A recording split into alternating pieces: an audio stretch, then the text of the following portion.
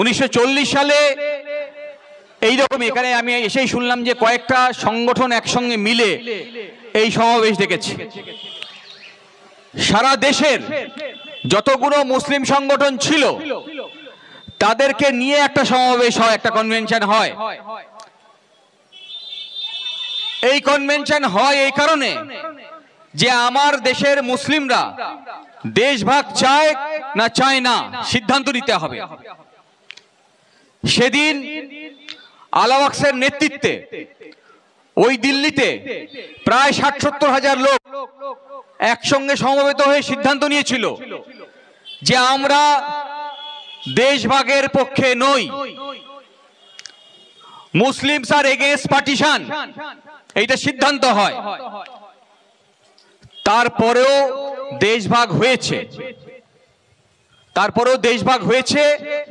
তার কারণ সেদিনও মুসলিমদের মধ্যে শিক্ষার হার কম ছিল আর অশিক্ষিত লোকেরা ভোট দিতে পারত না।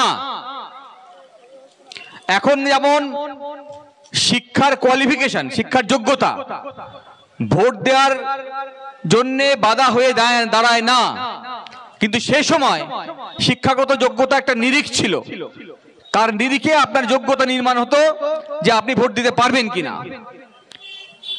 আজকেও দেখলেন তো বোরা কমিউনিটির একটা গোষ্ঠী তারা ওয়াকফ অ্যামেন্ডমেন্টকে সমর্থন করেছে।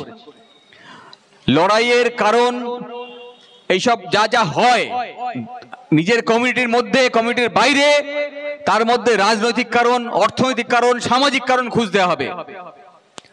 আমার আগের বক্তারা বলার মধ্যে দিয়ে বলে গেছেন, ছুঁয়ে গেছেন। তো সেদিনও একটা অংশের মুসলিম চেয়েছিল